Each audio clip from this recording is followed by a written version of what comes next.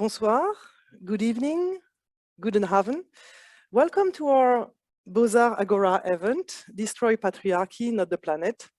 My name is Agnès Bertrand. I'm the coordinator of the Belgian feminist NGO, Le Monde Selon les Femmes, or The World According to Women.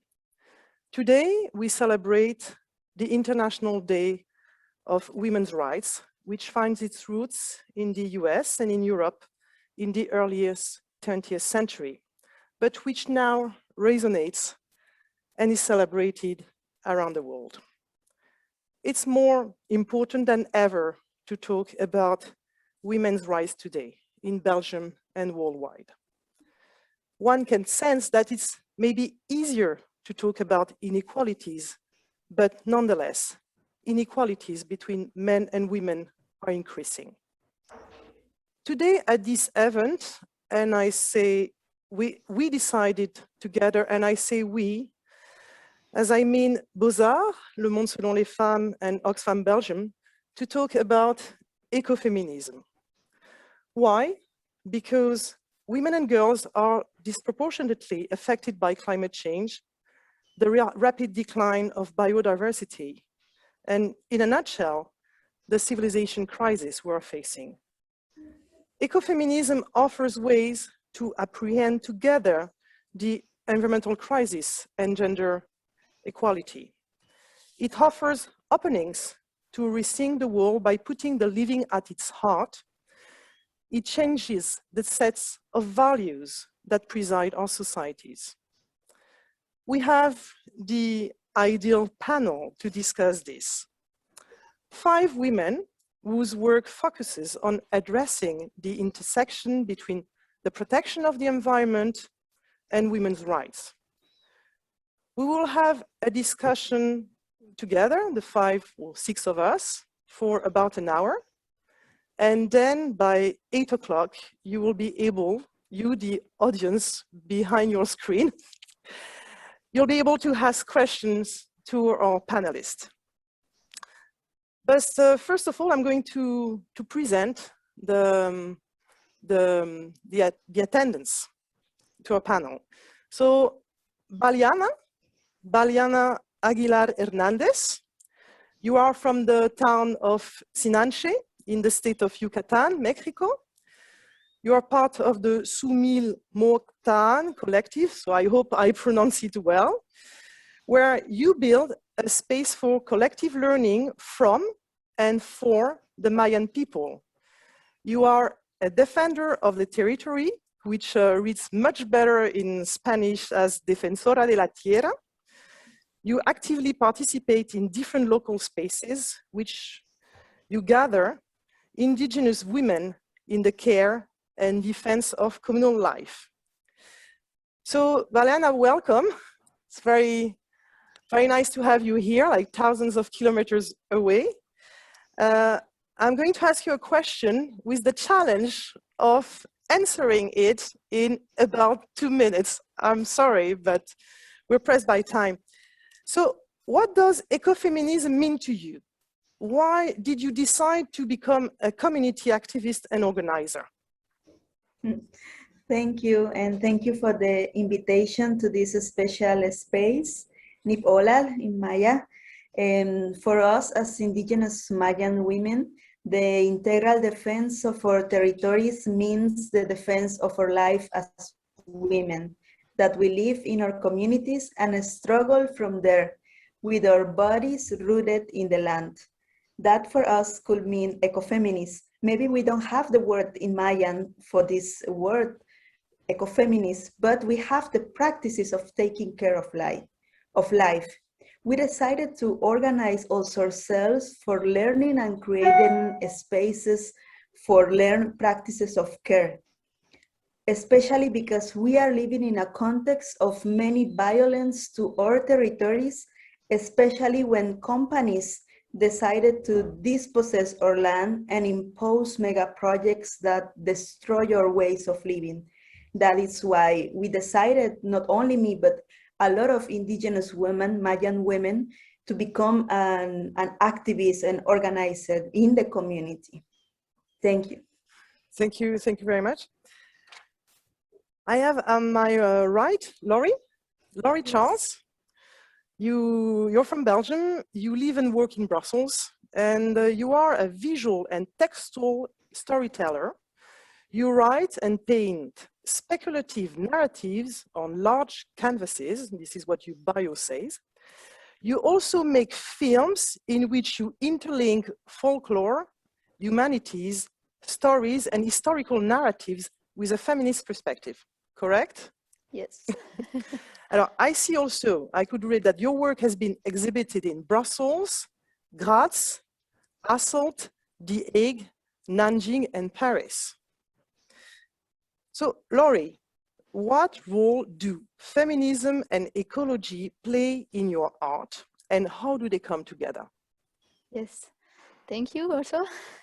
So for me, feminism is not a subject. Mm-hmm. So people can work on feminism, but for me, it's the place where I speak from. It's the lenses, and then in my work, I try to rewrite her story of medicine mostly. Mm-hmm. And trying to link women, health, oppression, and environment together. Ecology came in my work 6 years ago while I was researching on deep ecology and also the beginning of the climate change as we know it today. And then I try to explore the link between health and women, and it comes from my own body condition, meaning chronic illnesses in relation to the pollution and then the environment. And also I try to examine the work of other women, experiences and voice to enlighten this new sickness that we can call environmental illness. But it comes from the 80s. So it was also popular with the movie in the 90s that is called Safe by Todd Haynes. I will stop here. Thank you. That's going to be wonderful. It's wonderful to have you here tonight. Thank you. And then I'd like to give the floor to Margot Lowers. Welcome, Margot. You're in Perpignan, if I'm correct. Alors, Margot, you hold a PhD in American eco-feminist literature from the University of Perpignan, where you've been teaching translation, English, and American civilization from 2009 until 2018. You have a whole range of publications on the topic of ecofeminism in French and English. You are currently teaching high school English at the Saint-Louis Institution in Perpignan, as well as working in a literary translation. Is that correct? To you? Yes, completely. And I've just finished translating two very important eco-feminist works to French. So yeah, I've been studying ecofeminism for the last 15 years almost. So I'm very happy to be able to join you tonight. Yeah, I think you're really the right person to have among us tonight. So I've got a question for you. Right now, many women are claiming themselves to be ecofeminists, and among them highly mediatic figures such as Vandana Shiva or Greta Thunberg. Would you say that ecofeminism has taken off? Well, it's a difficult question actually, because ecofeminism has various origins. It started existing more as a grassroots movement during the 60s, 70s, worldwide actually. And afterwards, university, academia, etc., started showing an interest in writing articles. I don't know if we can say that ecofeminism has actually taken off, because it has existed for the past 40-ish years or so. But it is clear that there is nowadays a new interest, a renewed interest, and that maybe a mindset that prevented ecofeminism from truly speaking to people in France and Belgium and some European countries has changed, and that now people are ready to show a true interest, and interest is clearly growing.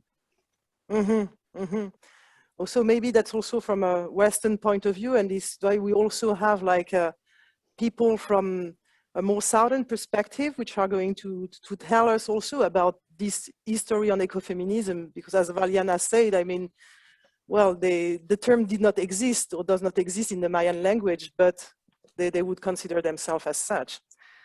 So that's why I'm going to present the next person online, which is Gabriela Franco Prieto. Is Gabriela here online? Yes? Gabriela, can you hear us? Yes, I can hear you. Can you hear me? Alors, we can hear you. We can't see you, but we can hear you, Gabriela. Welcome in Brussels, or we would say, well, welcome in Bogota, maybe, because I understand you're calling us from Bogota. My colleague? You are calling from Bogota. Yes, I'm calling from Bogota. It is a very heated up in the streets right now because it is the 8th of March and it's a lot of protesting going on right now. I was actually stopped by some policemen on my way here. I'm sorry for my lateness. No problem. Very happy to be here speaking with you before going to the protest. Okay. Yeah, so because of course it's the afternoon over there, so you have a protest waiting for you. I can read that you're an eco-feminist activist and founder of the digital project La Totuma on Instagram, which is, correct me if I'm wrong, a space for collective dialogue around climate justice, peace building, and women as political allies of the earth. Yes, correct. Yeah. Good. Your approach is intersectional, decolonial, from a Latin American and global South perspective.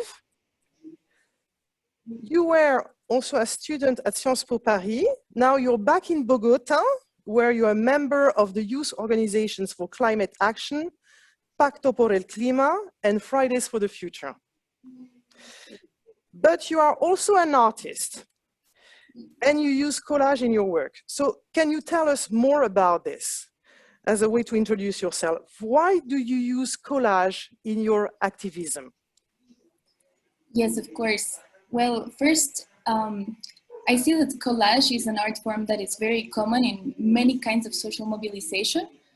I've seen it in climate activism, but I've also seen it recently for protests against increasing violence waves in Colombia. So for example, collages that happen not only online, but in the streets and in walls and murals, it's very accessible. And I like that it mirrors an intention to make a panorama or an ecosystem of different things, right? You're mixing different textures and different pieces from different works.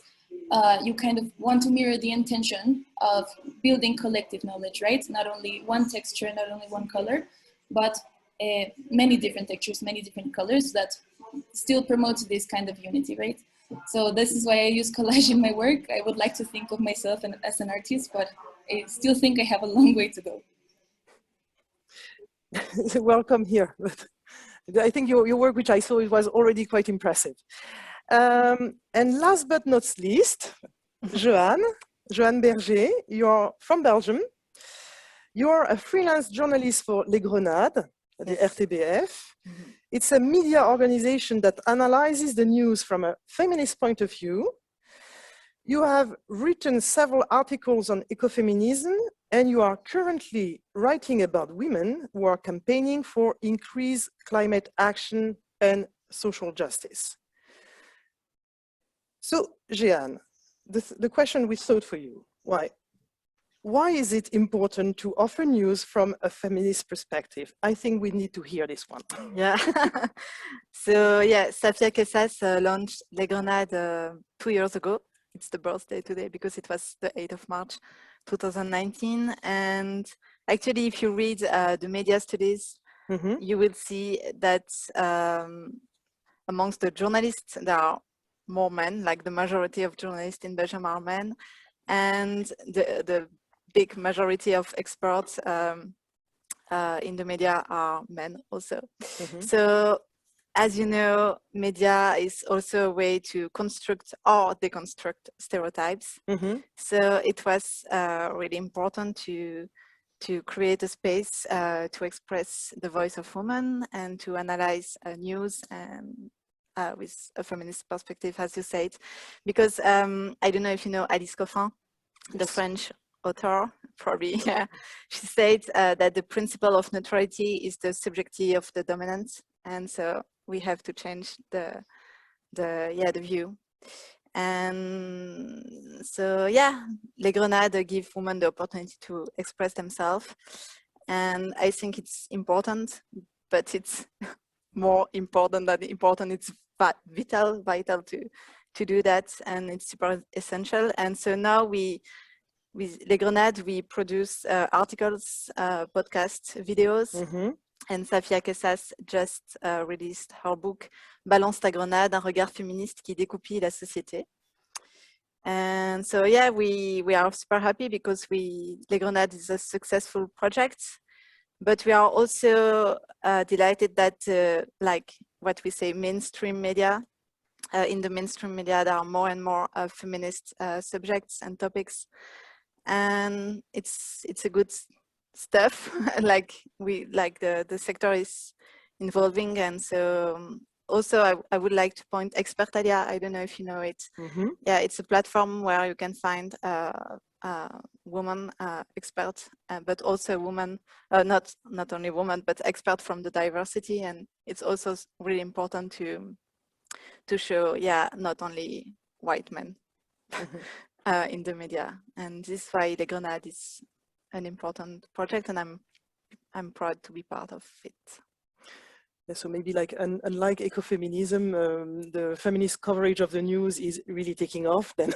Yeah, we actually, hope so. yeah. We I hope think so. Yeah, Me Too helped like to change, of course, like totally foster it. Yeah, indeed.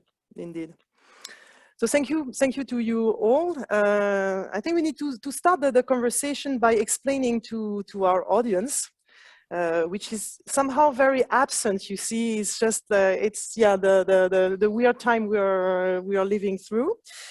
So we'd like to start the conversation by explaining the fundamental thinking that defines ecofeminism.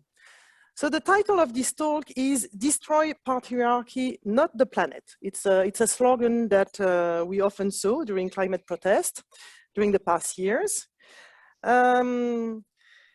Can someone explain what are the connections between patriarchy, the climate crisis, and gender inequality? Margot, I would like to hear you on this one. Well, patriarchy could be defined as a value and a belief system which encourages the idea and the cultural representation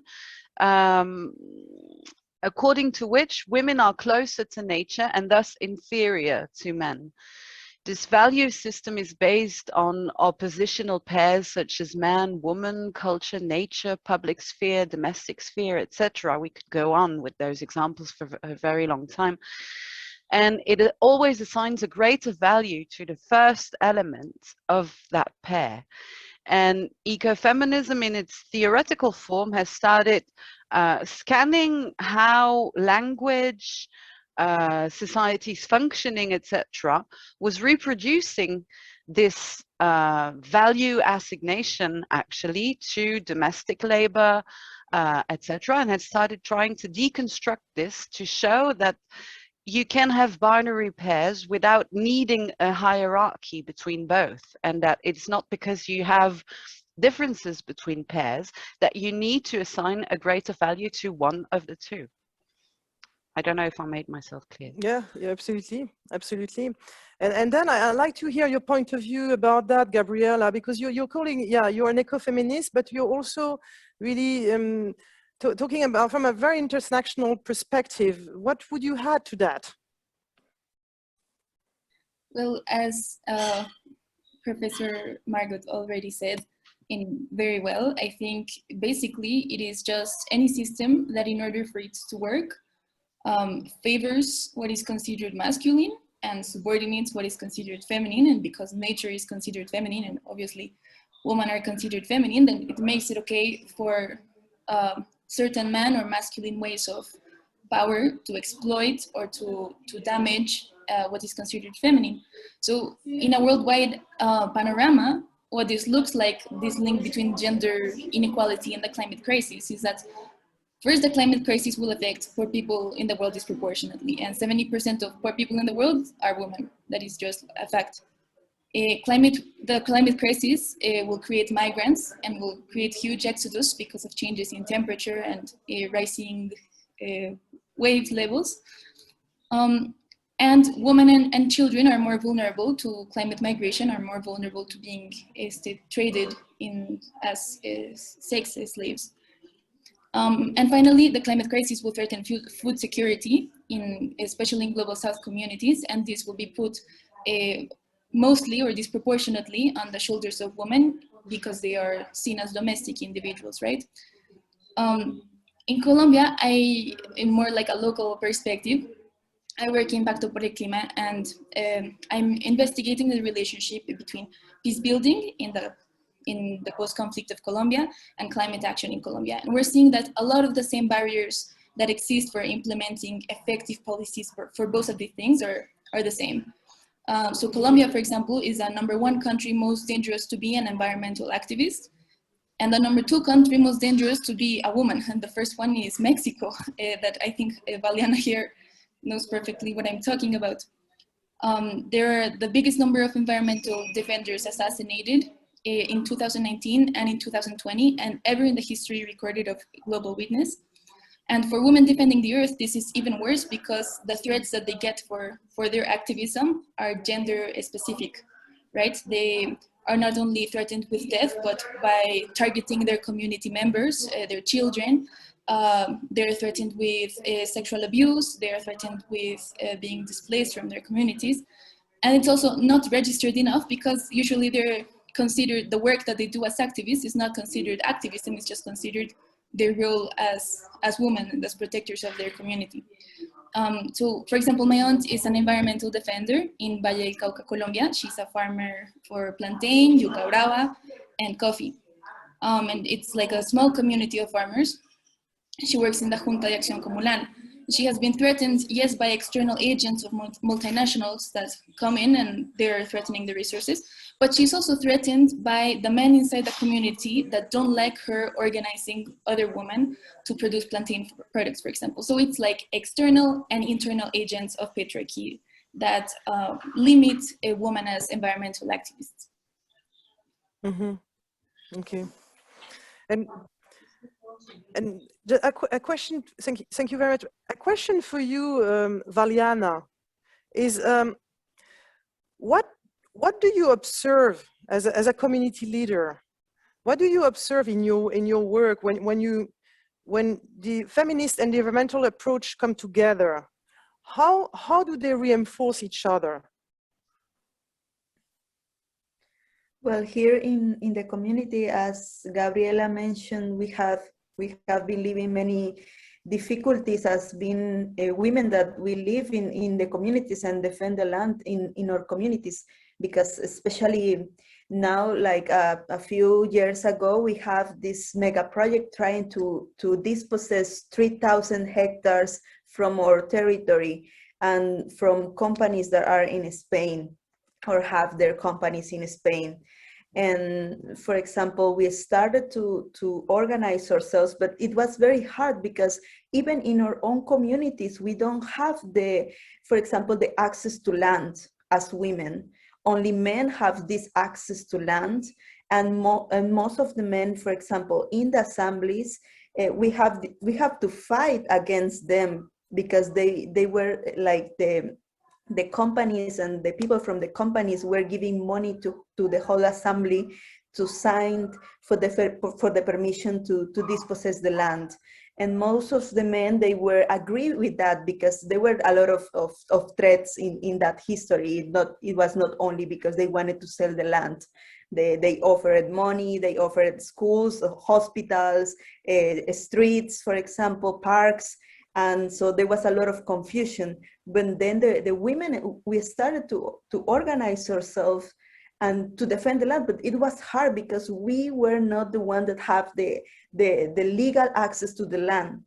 So we need to pass through a whole process of how we could claim as in the assembly these our voices also, and to take in the way that we are serious and we know what is going to happen after they dispossess our land. So I think that that was part of how we embody this ecofeminist also, because we didn't know much about what was ecofeminist, right? But we know that we live in this land and we know the importance of cultivating our own food and the conservation of the forest. This is very important for conserve our life as communities. So in this process, there was a lot of threats against not only as women, but also as a community also. And yes, I think that's the importance of how we could combine these theories of ecofeminism and the support also of many other organizations that are in the city, but also internationally. So how we could weave together, that was very important in that moment, and also for other communities that live the same as us, because we are not an exceptional case. In Mexico, the land and the dispossess of the land and indigenous territories, it's something that happens all the time. So we have to learn from that. It was important. Yeah, thank you. I think that both of you as activists have really shown like the clear connection between the two in your own context. So I'd like to hear more, you, Jehan, you see from the journalistic Belgium context, how do you see, well, those two interests, like the environment, gender equality, how they are intertwined? And actually, maybe, well, the people who are listening to us might not be very acquainted by those concepts and would think that they compete. How do you see those two really coming together? They are totally linked. So yeah, I would add economy also in the discussion. Yeah, economy, ecology, and feminism are totally linked.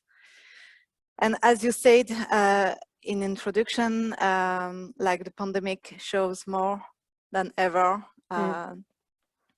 the inequalities, and women and girls are more vulnerable. I don't know if you say the number, 40. No. 47 millions, if I remember well. Yeah, it's 47 millions of girls and women dragged into poverty, below the poverty line, after the COVID crisis. And, and the figure, if I remember well, is something like 20% lower for men. Yeah, and so the eco-feminist approach question productivism and the domination of nature, women, and the South, and replace the care in the central position, because also during the pandemic, who take care of elderly, who was working in hospital, who was taking care of the kids, women. And so, yeah, women represent 80% of those working in the human health and social work sector. So it's a huge part of the economy. But this essential work is still not recognized. Like, yeah, we clap a bit during the confinement, but that's it. And yeah, I think the ecofeminist approach center the human being. Focus on human being and rebalance the relation with nature and environment. And it's crucial now to rethink the system, because it doesn't work anymore. We see it everywhere, every day. And so, but it's hard to question the system because the system belongs to the dominant. And so, yeah, it's a big deal, but we have to. We don't have choice anymore. Totally. I understand. It's just also when the few literature I've been reading on the topic really put the issue of care really at the centrality of the thinking, and to rebalance the productive and reproductive work. Absolutely, in the economy. And also with Les Grenades, it's true that we try to present women as role model. And for example, last week I was I was interviewing une maman solo, a single mother, yes, and who is a farmer. We decided to become a farmer, and for her, like an organic farm, and for her to work in the earth on earth. Yeah, sorry.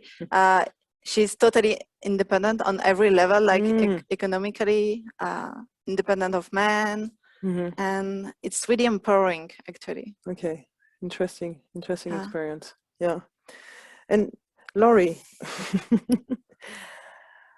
what do you think? Well, what would be the values or the actions that would be central in an alternative view on women and nature? Well, we were talking about care, but what else do you see? I think that in your work has been very influenced also on health issues and your physical condition, as you say. I would like to hear you more about that. How you conjugate all this. Yeah, I think eco-feminism is also the relation between woman and environment, but you cannot exclude the question of health. So here I wanted to read an extract from a book called Complaint and Disorder, The Sexual Politics of Sickness. So it's actually wrote by, our name to say it, Barbara Ehrenreich and and Derde English. I think it's a German name. It looks like it. So it's a severe critique of the history of medicine made by male. So the conception of woman as a vulnerable human being is as old as the Eden. In Western ideology, men traditionally represent achievement, power, and health. The woman is a bad-made man, weak and uncompleted. So yes, in my work, I can only speak from my position as an artist. I try to remake this history of medicine. And so I I exchange the male figure by the woman figure. So I try to shift this men's supremacy by women's supremacy. And then for me, this alternative view of seeing the woman and the nature come with the fiction. And so there I will use the term speculative fabulation that comes from Donna Haraway. So I try to make new world, future worlding, making new stories for the future inside my work. And I try to deconstruct these binaries between like the culture and the nature. So culture means male dominant and the nature. And I try to do this speculative fiction, non-binary speculative fiction, and disanthropomorphize also the way of seeing all the living. So it's it was not short. Yeah. And I can see like some abstracts of your work have been coming on the screens. The attendees have been able to enjoy, I hope. Yeah, we can see. Yeah. This is part of. This is an image from the chalet.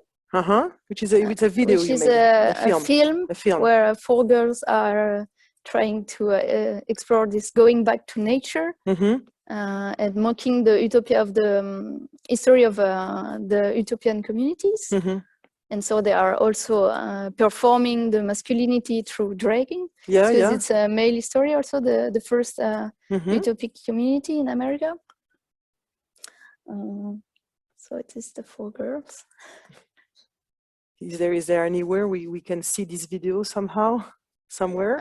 Then you can go on my website, lauriechorn.net, and then you should write me an email to get the codes, but then you can see the trailers already. Okay. I'm sure that our I think I see links with Margot also in the literature and fictional way of exploring this question. Yeah, I can see Margot is nodding from Perpignan.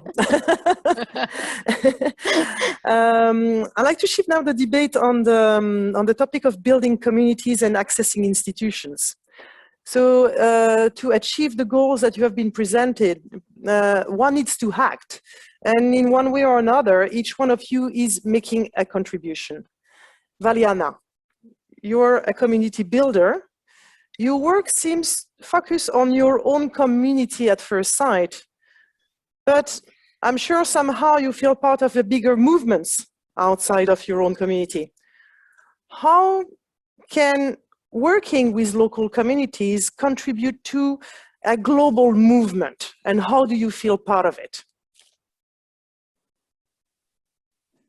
Thank you for the question. I think it's very important to say that first, it's for us it has been very difficult also to have these connections between other movements, because sometimes everyone is in their own issue, right? They are fighting, they are struggling, and sometimes the ways to connect are hard, but we are trying also to advance in weaving in a way that it's not organized by, for example, we don't want to be connected as a political party or as a big organization. We want to be weave as we have hammocks, right? We weave hammocks in the community. And when we ask to the community how we want to learn collectively from other collectives that are not in our geographies, they say maybe it's like to weave a hammock, right? An hamaca.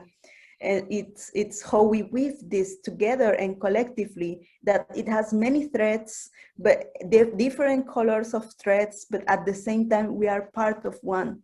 And that's how we want to be weaved collectively. And yes, we are trying to connect with other struggles and to learn from other practice from women from other parts of the world. And we are not connecting as a big organization. It is just like a hammock, right? We learn, we live to be connected and to learn collectively. And now that I see you, I think it would be wonderful if we could be like part of this hammock with Gabriela in Colombia, with Margot in, I don't know where Margot, where you France. Are now. Okay, with Margot, yeah, in France, but with other women that are doing these practices for taking care of life and to build beyond patriarchy and having these practices that goes beyond violence that we are facing. Yeah.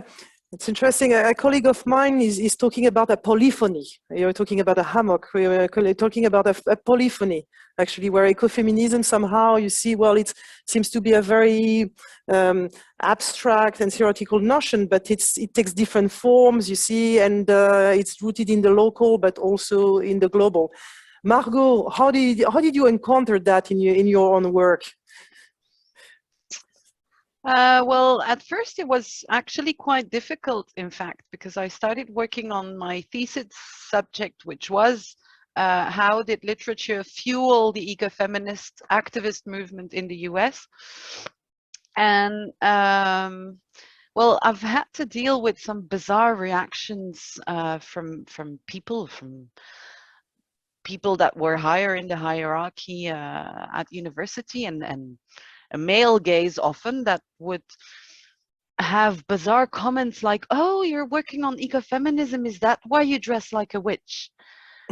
Which had absolutely nothing to do with the subject that I was working on. And working on ecofeminism I started in 2009 was actually quite difficult in France, because although one of the most important thinkers is French, Françoise d'Aubonne, who wrote L'Écoféminisme ou Le Féminisme ou la Mort, well, ecofeminism at that time was completely unknown in France. And so people would go like, you're working on eco what?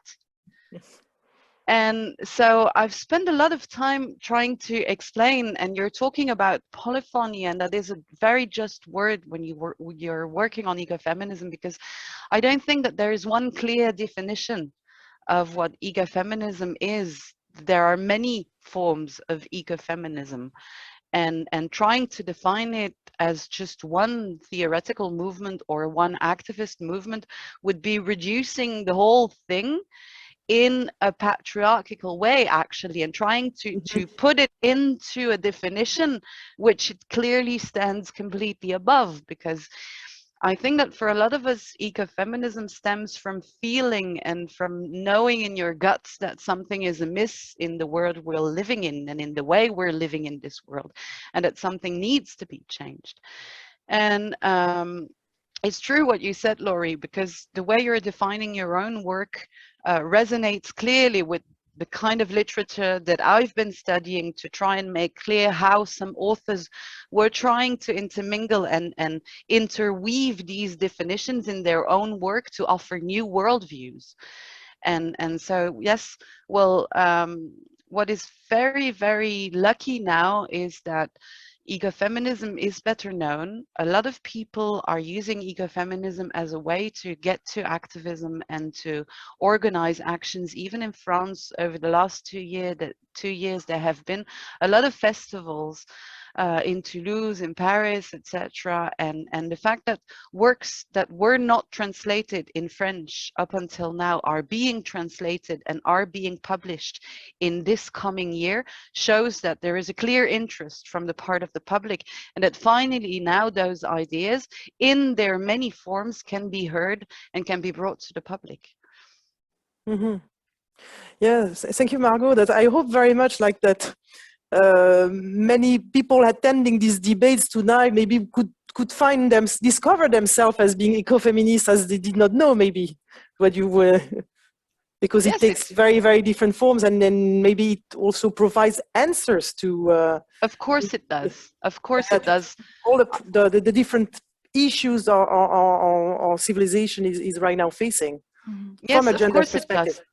Yes, and I clearly remember when I started working on the thesis that I had this impression that I'd finally found my own place, you know, that I was finally getting answers, like you said, from the ecofeminist movement and from certain theories within ecofeminism, that I finally got this idea with, I'm not alone in feeling what I'm feeling. I'm not alone in wanting to fight the things that I want to fight for. There's others that think like me. And I think that this feeling is extremely important. All the more so now with the pandemic, to knowing that other people are feeling the same stuff and trying to find answers and solutions, I think is one of the most important things that we can know. And so I'd like maybe to move on, because, well, it's all about changes, and to realize that the changes we need for the planet and women. Gabriella, I think your voice is quite important on this one. Do you think the power lies outside or inside the institution or the establishment? Well, my opinion on this maybe is biased because of the institutions that surround me here in Colombia. I think also in many countries of Latin America, there is a big distrust for institutions. There is a big distrust for the way that... Here as well. Can you hear me? Sorry. No, yes, absolutely. But I say this distrust is also growing here in Western Europe. So I think it can resonate as well, you see, to us. So please. I think, for example, one institution that at first sight you don't think has to do with the environment or women, but it actually has to do a lot, is the police and military institution. I can speak for Colombia, but I also know that in France, during the pandemic, there was legal policies put into place that would give more power to military and police institutions, that when they commit abuses of power, these are also abuses of power that are gendered. And for example, in the peace process, that has to do a lot with land, when people go to eradicate forcefully the illicit substances like the coca leaf or the marijuana plants, what the peace policy that is being implemented has nothing to do with social and economic stability. It is more putting more military people in the land and forcing campesinos and criminalizing indigenous people and treating them as if they were agents of conflict. And this particularly affects women because they are not treated as subjects of violence, rather as objects of violence, right? So when military people invade these lands, to exert more control, to implement peace and security. There are larger sex trade markets. There are more indexes of gender violence, and women are used as a botín de guerra, which is like a winning from war, like a, I don't know how to say in English. A prize war. Oh yes, exactly, a prize war. So ecofeminism, I think, is one of the few political movements or philosophies that can connect so many things into one place. It can explain us, for example, why power within institutions of like the military is inherently patriarchal and is inherently destructive to certain parts of the earth. So I don't think that the answer lies within institutions, because institutions in Colombia have failed us. And many times a woman that wants to get into power goes with the idea that if I am a woman and I get into a position of power, then I will do things that are good for other women. But this isn't necessarily true. Sometimes they will take like the feminist like flag to get into the platform that they are. And once they arrive to this platform, they turn away, because they start trying to appeal to like a more masculine way of power. They start to turn their back on the movements that help them get to where they are. So this is not about the people, it is about the system, it is about the way the institution is built, so that in order for it to work, people that go into this institution have to work with the system. And if the system is patriarchal, and if the system is extractivist, and if the system is colonialist, then, well, people that go into this institution somehow have to get involved with all of that. So I think that there's a lot of power in grassroots movements. I think the initiatives that have inspired me the most, that I have learned from the most, have been from grassroots movements of women defenders of life and earth in all of Colombia, and people in other countries of Latin America that I have also had the opportunity to meet. And these movements are taking a lot more power, I think, even beyond like political parties. These are the movements that are creating change, and I think these are the voices that we need to amplify. Yeah, definitely. Yeah, I'd just like to it's very, very interesting to hear that from your point of view, but you know, maybe there is different in shade in maybe with the situation you described from your perspective in Colombia, but the distrust is here as well, and the patriarchy takes a kind of universalist form somehow. So I think it can very much speaks to us what you're telling us about. Even, of course, we understand that it's an environment which is quite difficult. But I'd like to hear you both who are present here in Brussels also about that quickly. Maybe where do you think the power lies, outside or inside the institution? Laurie. Yes. So me personally, I always work with women. So women in the art and outside the art, curator, artist, graphic designer. So I try to generate this collaboration, and then when we collaborate, we generate more collaboration. So for me, this power, I can only speak for my own position, lies in micropolitics. So for me, like you collaborate on your own, like on your level, and then you make a circular economy. So you can have like public money, but then you reinvest it in collaboration with other women. And then this you multiply the collaboration, and then at some point you can spread this and then go to a higher level. I will give a concrete example, just on again speaking from my own position as an artist living in Brussels. So a friend of me and a good friend of me, Lauren Furter, invited me to collaborate with her while I had no jobs, and then I was struggling, and then she invited me to, I was an outsider in graphic design, she invited me to collaborate in her project, and then we, together, we made these statements that I will quote here, so to experiment space, time, solidarity, care and healing, we get together and mix our graphic design, artistic and feminist practices. So I don't know if I respond to the question, but it's just that, definitely. You can, of course, there's the power in institution, but you can still. You're looking for empowering relationship. Exactly. Yeah. And so if you collaborate with one woman and then you make a community and then you, I don't know, you get some public money, but then you share it with your own community and then you make this circular economy and then you can. It makes perfect sense. So it's very much. Because I will not speak for the global. No, but it's. I think it's very much parallels actually what we've heard like from other. Yeah. Feminist position. It's of course micro politics. So you speak. And you, Joanne? So me, I'm journalist. So I'm super sensible to what you said, Gabriela, because my job is to bring women voices.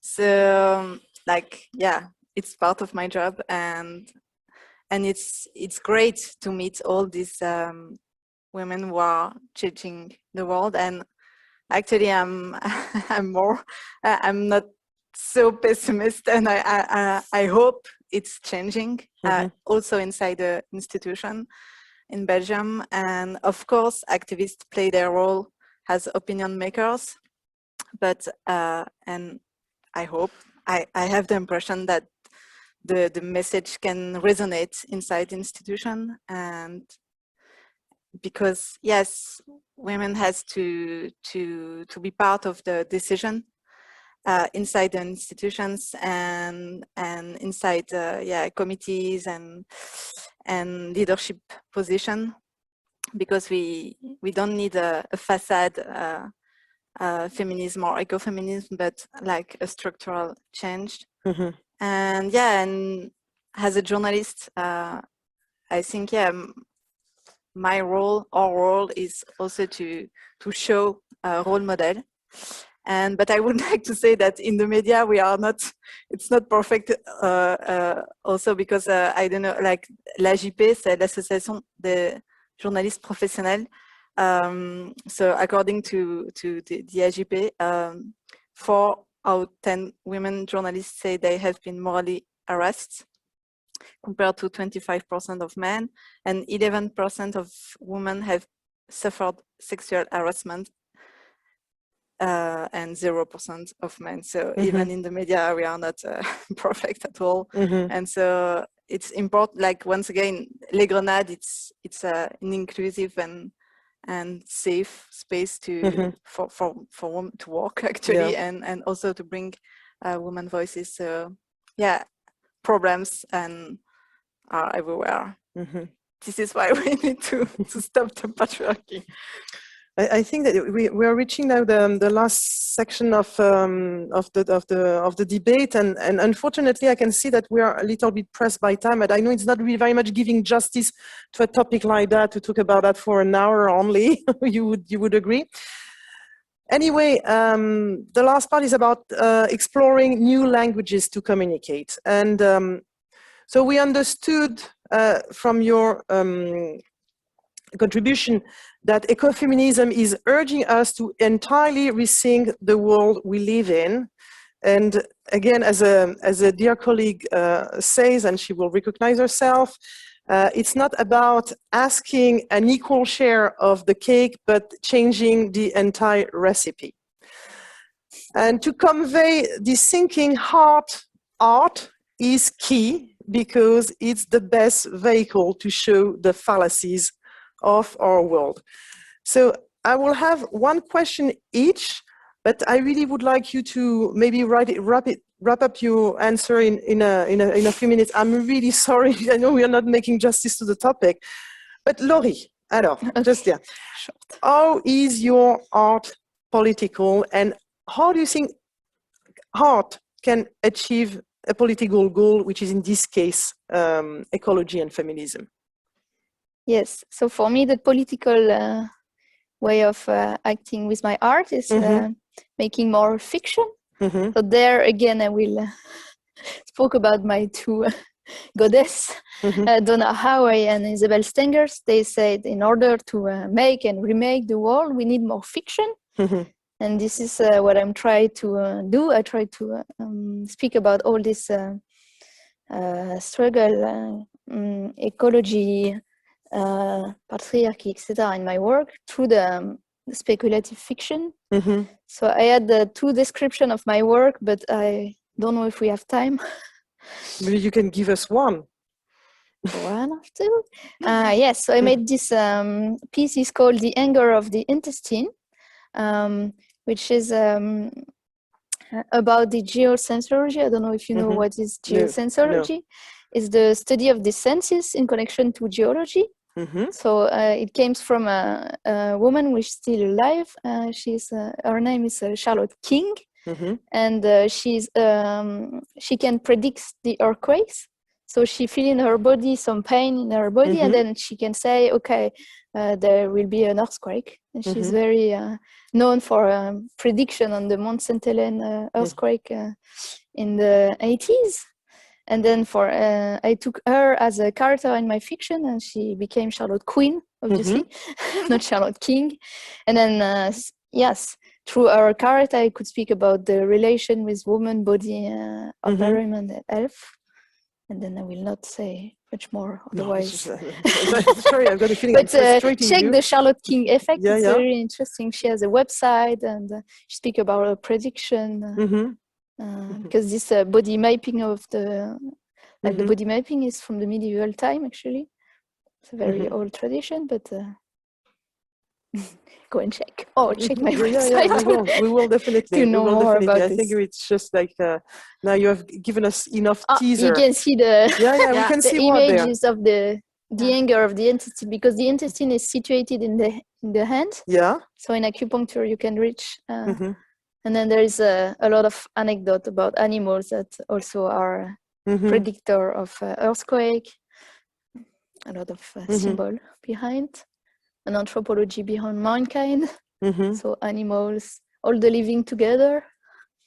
I will not say more, but we need to. I think just maybe to give a little teaser to our participants, you're going to have maybe an exhibition in Brussels very soon. You say? Yes, you're working on a project in April. In April, and we spoke about body mapping actually. Okay. So it will be in Tour et Taxi. In a project called The Temple. And then so it will be the 16th of April. Okay. I think we will write that down in our agendas. Art is key, and utopia plays also a very important role in ecofeminism. Margot, can you tell us more about that? How did you encounter utopias, I would say with plural, in your work on ecofeminism? Because of course it's a total way to rethink the world, so we need to dream, we need utopias for that. Yes, of course we do. And utopias, dystopias, fiction, and even some non-fictional romanticized works play an extremely important general role in our capacity of imagining different realities.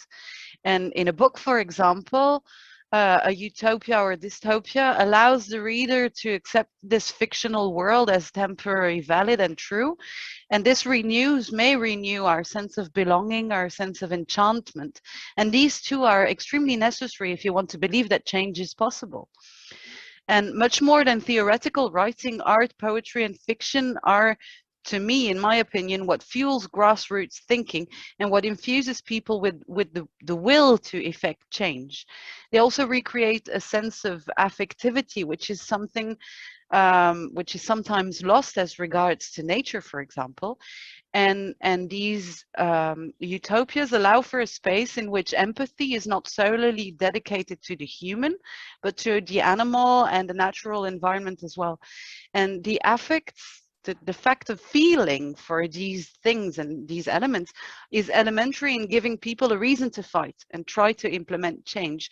Love is the ultimate fuel for activism, because you will not try to protect an environment that you do not love. And literature, especially literature for young adults and children, can help awaken that love for nature, for example, that, well, from my point of view, living in France, kids in cities nowadays are sometimes cut away from. So I really think that being able to give access to those stories and being able to have a space in which those stories are analyzed for what they mean in between the lines is very important, because imagination plays an important role in how we see ourselves in the world and how we protect that world. Mm-hmm. Talking about, yeah, imagination, I'd like to hear you more about imagery in ecofeminism. One could have the feeling that there is like a common imagery which is used as well, especially if in the West, we can see, well, the image of the witch has been totally rehabilitated. Baliana, maybe it's not, well, in your case, the image of the witch, but certainly you use also to gather people a common imagery. And since also you work for and from the Mayan community, can you tell us more about also the image, the common narratives that you use? Maybe it's through music, I don't know. It's just, we would like to hear you more about that. Thank you. I think for us, for the Mayan communities, what it has been very important in it's our cosmovision, or the way that we see and we feel the world.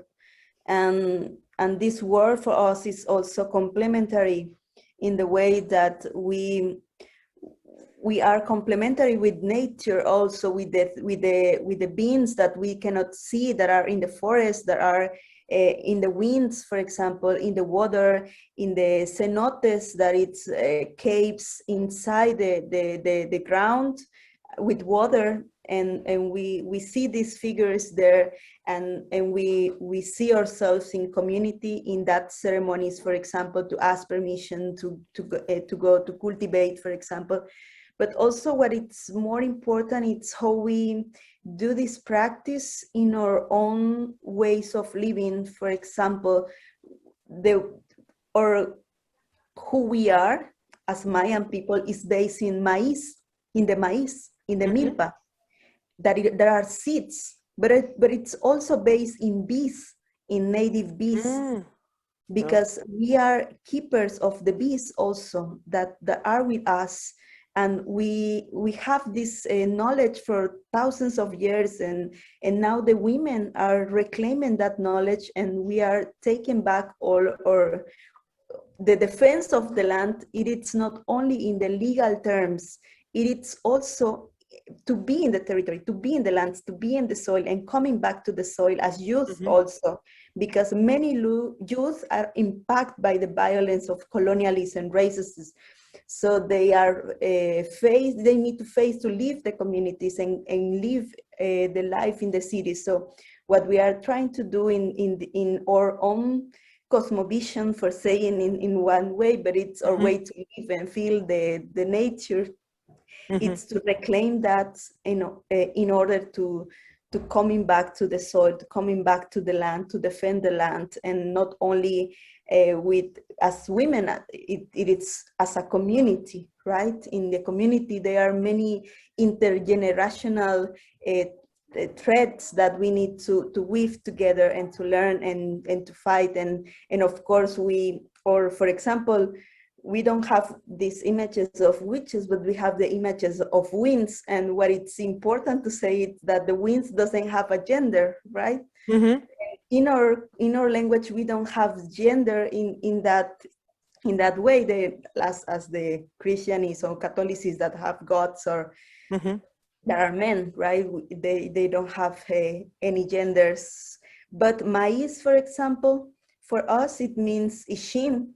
And ishim in Spanish, for saying in one way, or in English, now I'm going to say, it means the breast of a woman.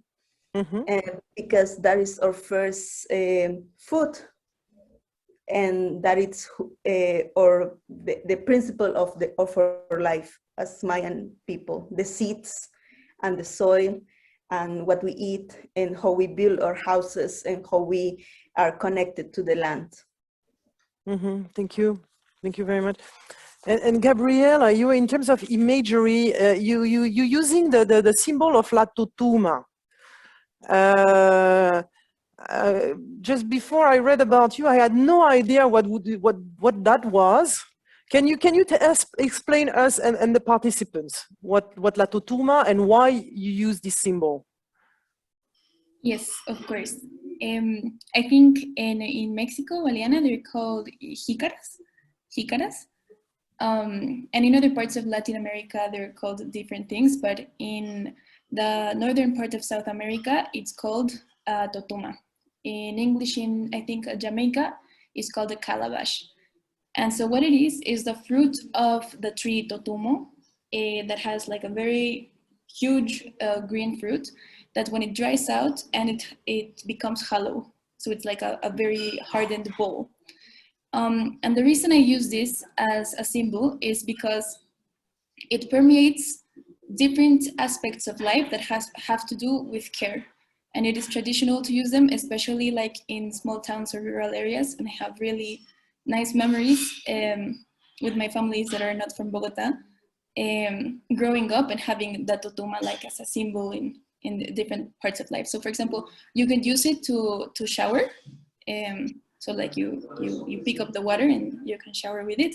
It is also used to share food and drink. In celebrations, you pass it around because it's not a stable bowl.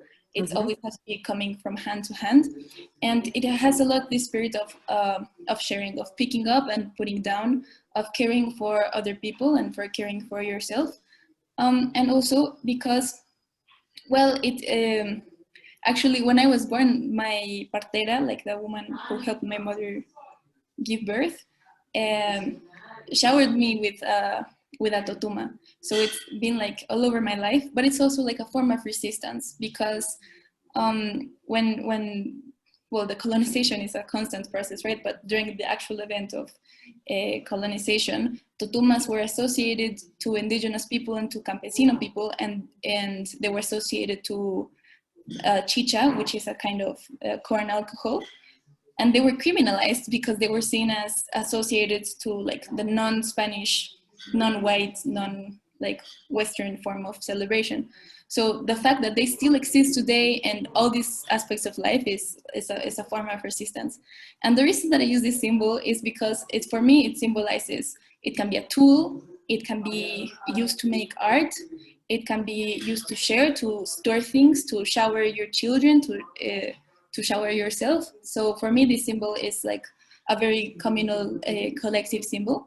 And the reason I use it combined with some banana leaves and like the fist of a woman is that like from this collective sharing comes the strength of woman and nature as well, not nature, but the environment as political allies, as comadres. So very intimate friends or very intimate political allies. A very, very powerful symbol. Thank you. Thank you. Jeanne, you're working as a journalist. For les grenades, which is also a fruit. Absolutely. I was thinking about that when you was. Absolutely. It's a what is the pomegranate? Pomegranate, yes. Yeah. Yeah, absolutely, absolutely. So, but I'm listening your question. No, it's interesting because I never thought about myself why les grenades is called les grenades. So maybe you have an answer. I'm very bad in symbolic, but I could send you a mail tomorrow and. Yes. But yeah, there is la grenade. It's an important symbol. Yeah, but I will not speak about that because I'm afraid to. Okay. Yeah. Maybe Safia could answer us better on this. Why? Because maybe the weapon, la grenade. We can add that tomorrow by mail. Yeah. Be better. And so you're working as a journalist. We know on ecofeminism as well. You've been doing some reportage, writings on ecofeminism. How do you convey, I mean, the thinking, the actions on ecofeminism to a mainstream audience? Yeah. First, I would like to say I'm super interested by all your testimonies because I'm a journalist, but I'm also a person, and I'm following like a storytelling formation of 3 years. So like I'm super interested by also stories and how to share stories, and also the voice, from ancestral voices. And so, but yeah, in my work is also to write stories. And so, to answer your question, I think if you tell stories of strong and free and inspiring women, you can change mentalities. And the models. Sorry? The models, as you were talking in the beginning. That's really like the, and sometimes, I wrote some more like theoretical articles about ecofeminism, but I think so there is like that kind of articles, but also like more role models articles, and especially like because we spoke tonight about nature.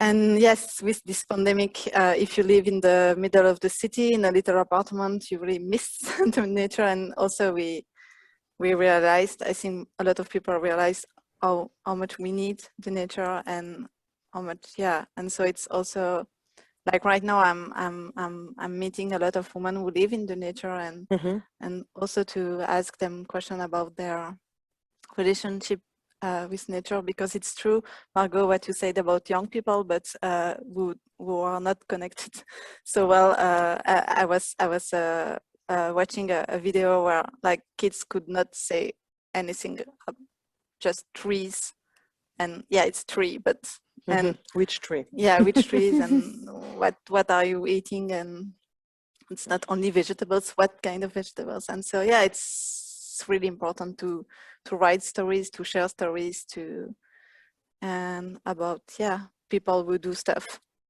Which will add to this polyphony or amok that we were talking about earlier. I really like also this image of polyphony, and it's great. I mean, it's what I really like in my job, is to meet people, to hear their stories, and after to share it to the public and to the audience. And if they want to go further, they can go to the library and have a book and understand. It's really, I really like it. And thanks. Actually, I hate the Zoom stuff, but it was great to have you, because no, it's nice because you are really, really far, and we can have a discussion together. That's, I like Zoom today because no, it was really nice to meet you. Yeah, before we take some questions, we could I'd like to ask you one question where you have to answer challenge again with one phrase. So if you were a witch, and I say that in the Western culture, like the witch has been very much rehabilitated. If you were a witch, which spell would you cast? So I'm going to ask Laurie on my right first. Okay, one sentence. Yeah. Me, I will give the gift of geosensitivity to everyone, so we can all have a little chat with nature. That's nice. I would take it. Valiana? Because we are doing this now, and with other women, the gift of healing with plants. I like this one very much too. And Margot? Well, the first idea that I might have like that is that maybe, because I was trying to find something really concrete, I don't know, and it's much less poetic than what you both said, but maybe I would render money useless, so that we would have to go back. We would have no choice but to have to go back to a totally different system of value, actually. But then again, there are so many things that I would want to change with one spell, so it's a difficult question. Gabriela? Well, for me, I think the most close thing to a witch's spell that I could know, that I can derive power from it, is a chant that we say at the marches, and that I will probably say until my throat burns today. And I think that they also say it in Mexico, and it is Mujeres contra la guerra, mujeres contra el capital, mujeres contra el racismo, contra el terrorismo neoliberal, and it means women against war, women against capital, women against racism, and neoliberal extractivism or terrorism. Yeah. And it doesn't necessarily, like, I think the gift would be of community with other women, and of the power that you can derive from having that community, and how powerful we are together. So yeah. that's my spell.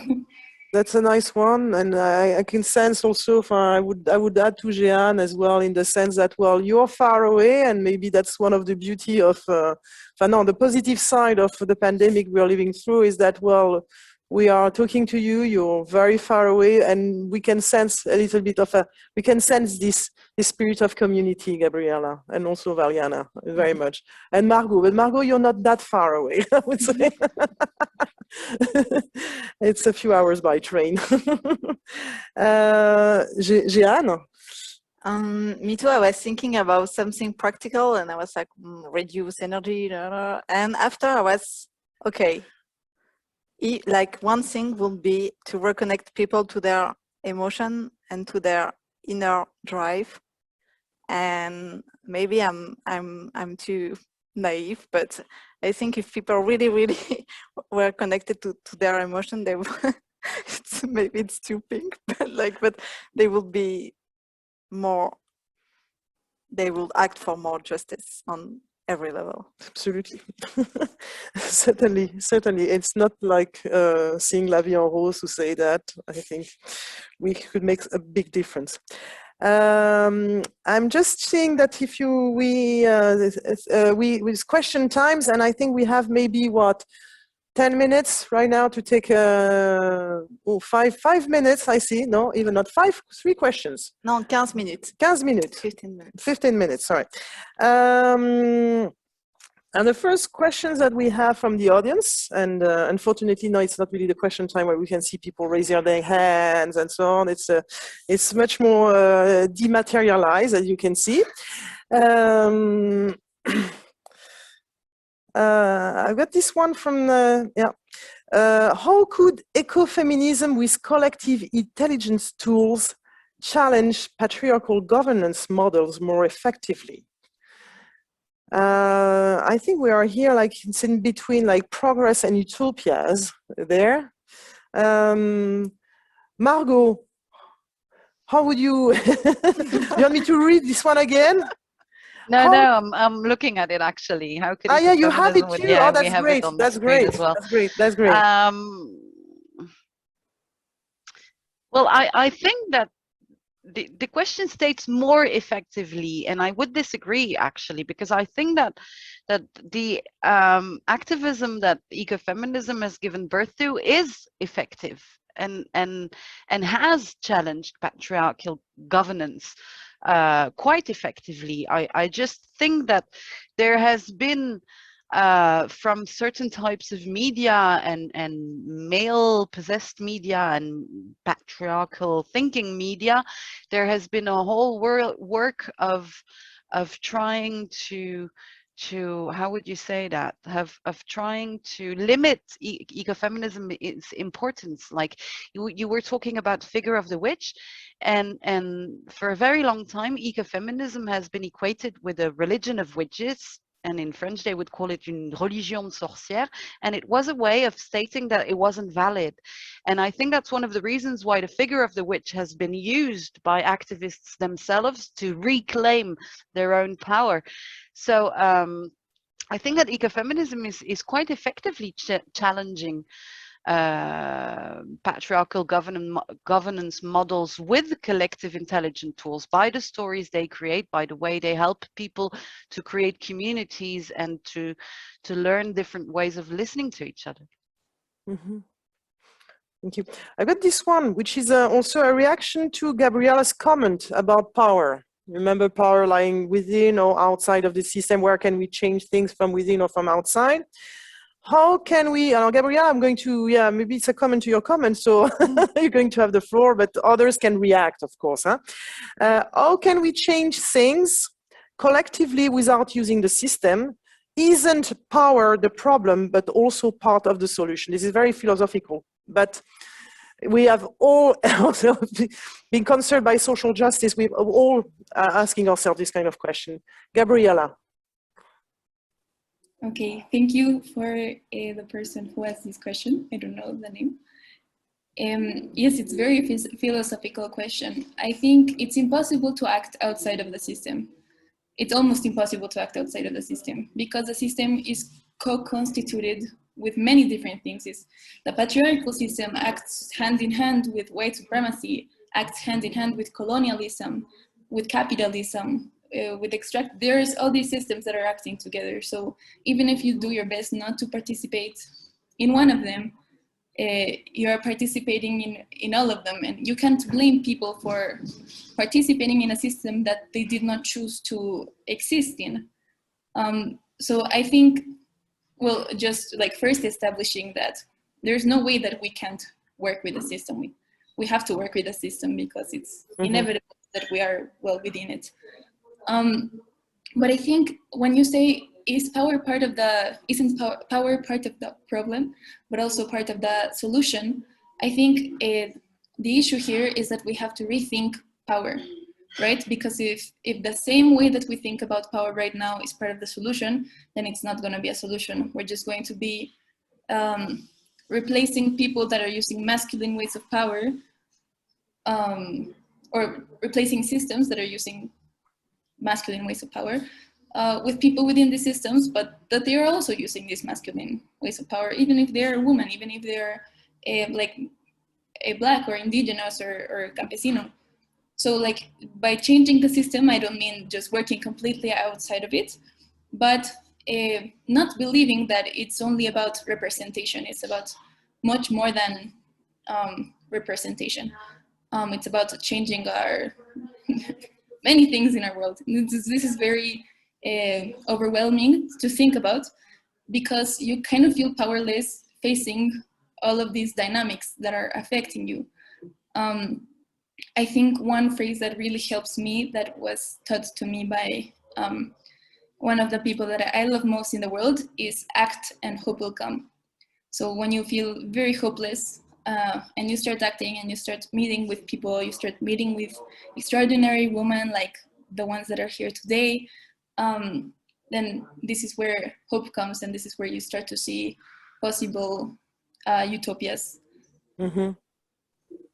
Valiana, would you like to add something to this question or comments? How can we change things collectively without using the system? Isn't power the problem, but also part of the solution? I'm so glad by Gabriela's answer also. It was very interesting. Because we are in the same, like we cannot escape from the system, because the system is in many levels inserting in our communities, in our life too. And what we are saying here also with other collectivos and organizations and communities is how we could make unnecessary those systems in our life and in every aspect of our life that it's insert.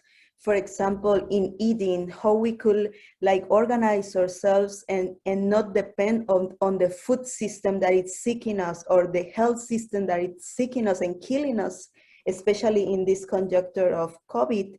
We see how in Mexico, for example, if you go to the health system, you could die. And I think that happens in America Latina also, in Abya Yala, right?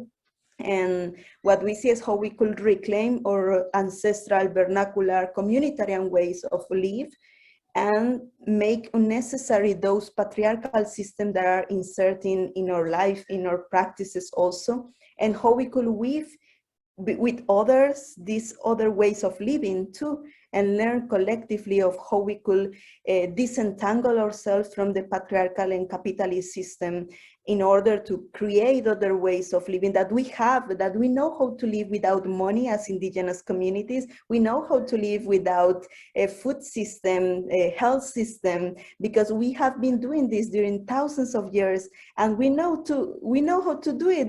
We just need that our practice could be in that way also, because we cannot romanticize indigenous communities and say that they don't have these systems, these patriarchal or capitalist systems, but we are fighting against that all the time. But make it unnecessary, that system. If we don't have political parties, we have our decision making through assemblies.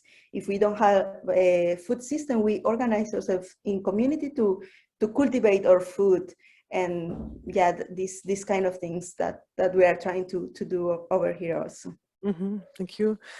I'd like to jump to the next question, because you were talking about the pandemic, and it's a question that, well, I think many of us have been asking ourselves.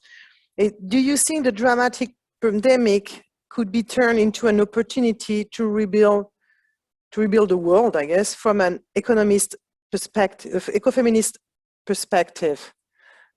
You've been talking about the pandemic, so of course my my glance turns towards you. Yeah, to be honest, I hoped during months, and I truly believed during months that we were facing a real change. But I have been very positive during this debate, but I'm not sure it's gonna happen right now. And I hoped it would be faster. But during the pandemic, I was really active in the solidarity, not with my casket of journalist, but as a citizen, and a lot of journalists spoke with us, and we had a lot of interviews also with politics, and I truly believed at that time that something was changing. And now it's 1 year, and I don't know. I think it will change because we doesn't have choice, but I don't know when. And as an observer, because when you are a journalist, you observe. I'm not sure we are going in the good direction, and I'm quite afraid, actually. It's worse. Sorry? Worse than before. It's too big to be changed. I mean, there is the same as I said. This micro organization that are tackling this.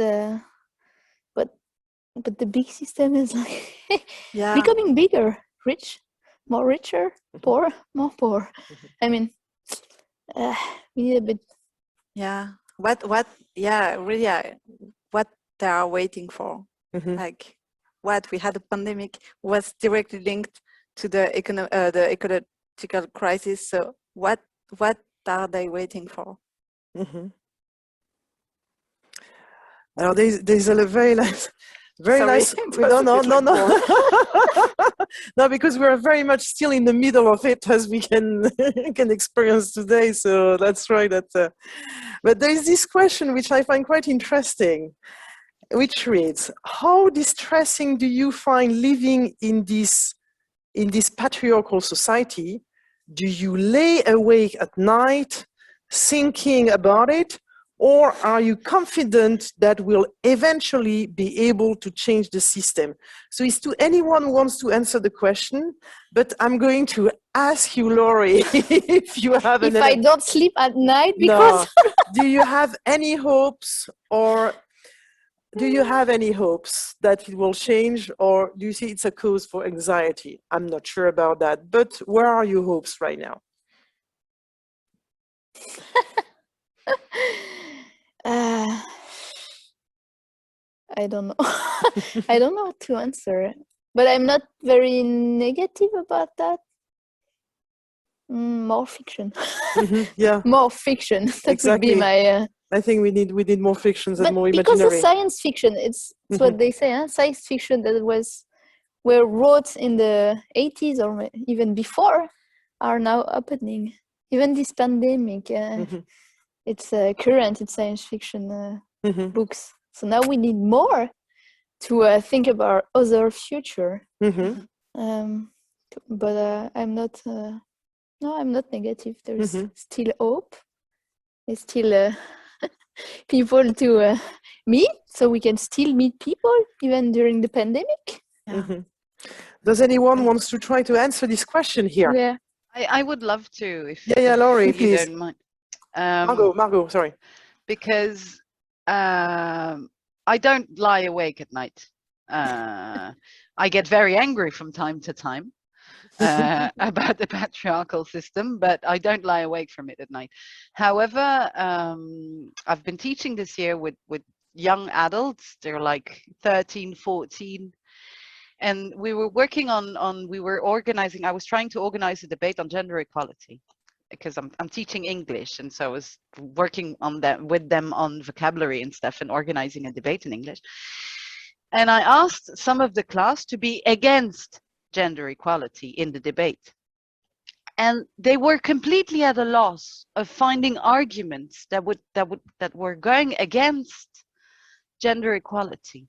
And it was such a lovely feeling to see this young generation of new to be soon adults in a couple of years who think that it is completely crazy to think that a woman is inferior to a man within this society.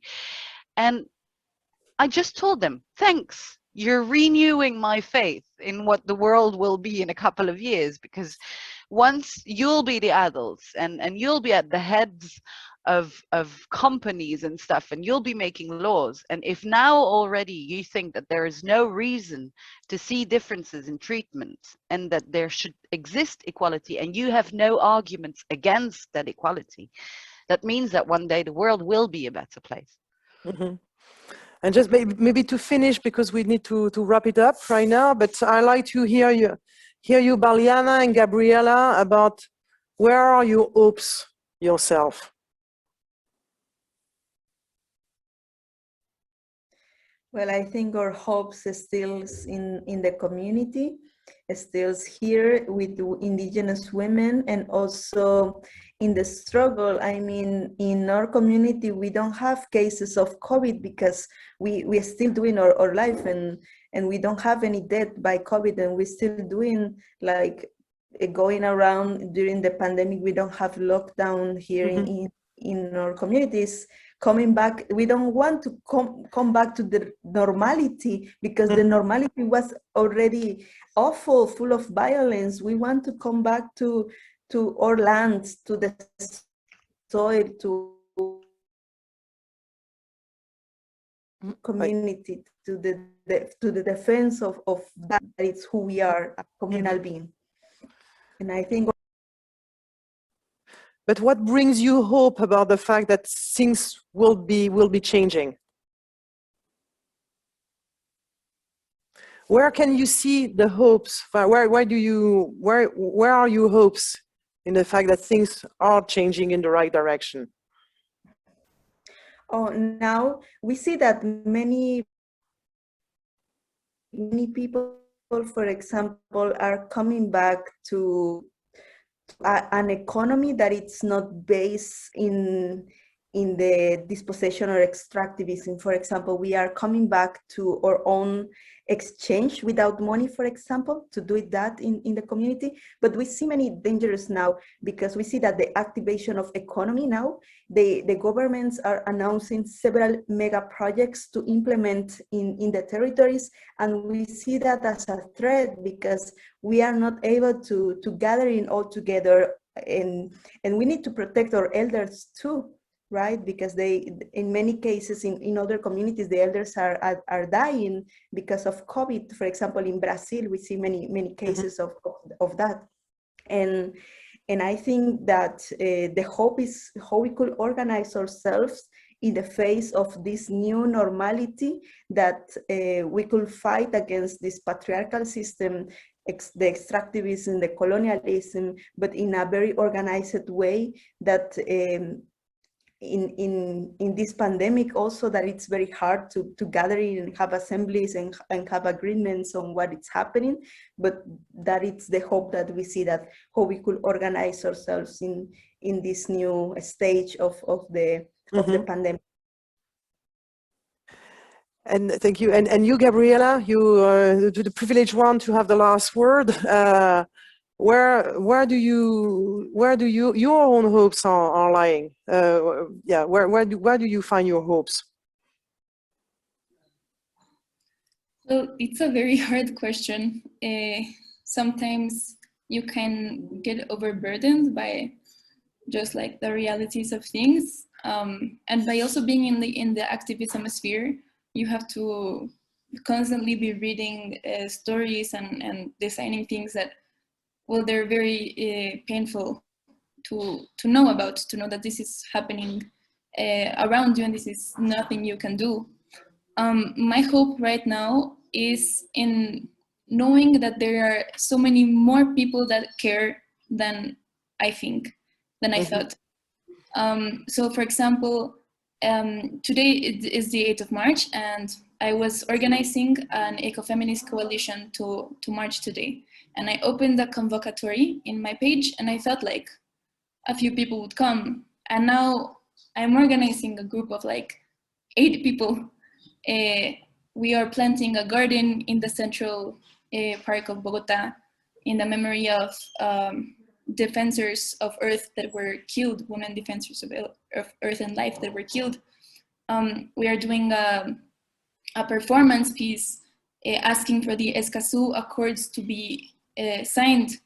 There are women from many different kinds of organizations, of collectives of cyclists, of urban and rural agriculturers, of other activists. And sometimes in activism, you feel like, why doesn't anybody care?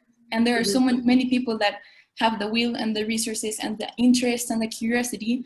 And however many people that you think that they are, you have to like double, triple this number. And it's always it always fills me very much with hope to find these extraordinary people that we're willing to work hand in hand, like Valiana says, to weave things together, to weave, yes, to weave.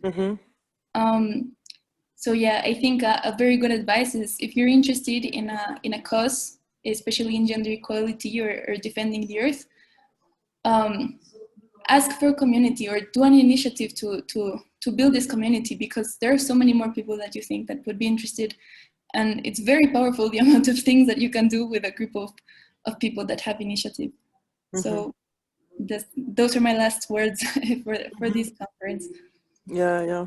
Thank you very much. And it very much echoes as well, like what you were telling Laurie earlier about finding the empowering relationship actually, and moving on and reaching to get on and bringing ourselves hope and reaching for the change. Yeah, and I think the next, because I was a bit too pessimistic, but because I took the change will be more direct and more strong. But yeah, of course, I'm full also for the future, because if not, I would not be there. But I think, as Margot said, the next generation, I think I put a lot of hope in their hands actually. Yeah, I think they are different. Yeah, definitely. We saw them in the streets during months. And we saw them in the streets today, despite our restrictions. Definitely, indeed. Unfortunately, I think we need to end this talk, and it's very much of a pity, because there was like it was nice to meet you, and it was nice to meet you behind the screen. The audience was totally invisible, but I hope very much, ladies and gentlemen, that you had a good time, that maybe you discover yourself as an eco-feminist, because you're also asking yourself the same questions as we do, as our panelists do tonight. And there are a few words, that I would remember from this talk. It's about this empowering care, as well as this polyphony. I think wherever we are in the world, we can sense as well the same things, and where the problems lie, and maybe trying to build up collectively the answers. I wish, yeah, well, you, the audience, you will be here also to clap our participants tonight. I asked if it was possible, you know, to open up the mics of all the participants, but apparently no way. So maybe, well, we can give you a little round of applause and we can applaud each other just to have the the impression that we're together. So thank you very much. Thank you Oxfam. Thank you Le Monde Selon les Femmes, and of course thank you BOZAR and the technical team here. Thank you very much. Have a very very good much. evening. Yeah. Bye bye. Bye bye. Bye. Bye. Bye. Bye bye. Gracias. Gracias. Adiós. Adiós.